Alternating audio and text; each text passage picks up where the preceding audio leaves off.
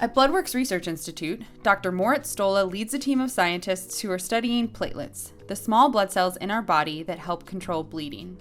Moritz got the chance to sit down virtually with Dan Ertel, a Eugene-based platelet donor who has made an incredible 479 blood donations over the last 37 years. Let's listen in as Dan and Moritz raise a pint to the platelets that connect them. Hi Dan, how you doing? Great, Moritz. Thank you. And I'm doing fine, thank you. It's a pleasure to finally meet you. Thanks for all the donations, for all the platelet donations that you do. I'm happy to help.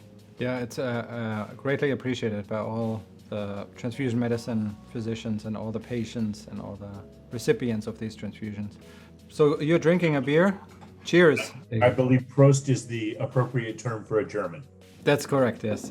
It's actually in Munich that I got first interested in platelets because I had a thesis advisor who was studying how they contribute to clotting in heart attacks. Well, and aren't platelets given to people that are, they can go to people that have leukemia or undergoing radiation, chemotherapy? Yes, exactly. So these patients have trouble producing platelets, so they don't make enough. So we substitute them with the transfusions. And this is a life-saving procedure for them because they don't make them themselves. So they rely on donors like you.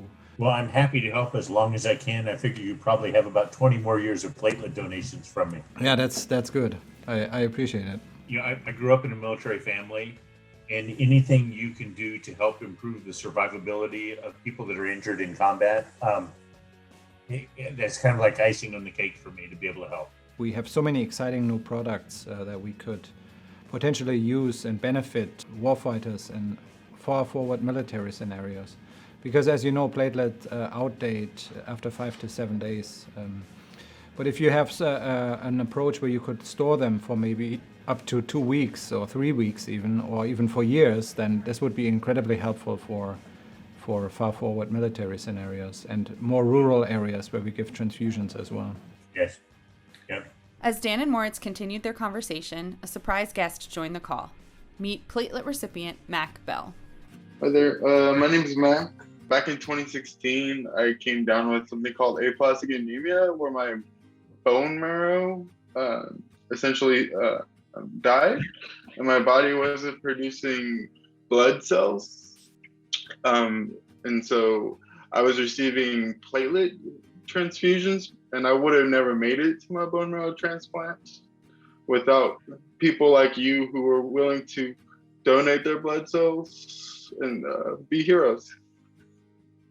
And so I just want to take a moment and appreciate your donation and all the lives that you helped. And you're a hero, Dan. I appreciate that, Mac. I know that there are stories like yours, but hearing from you is really meaningful.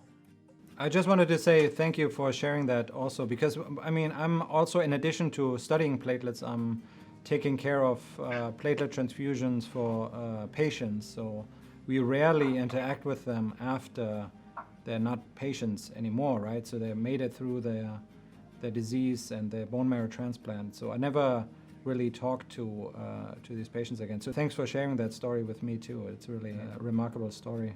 And I would have never made it through those treatments without that donation. Those donations that were given to me. Well, I'm sorry you had to go through that, but I'm super happy to hear that you're doing better. And stories like this is what keeps me donating. And I'll donate until I can't.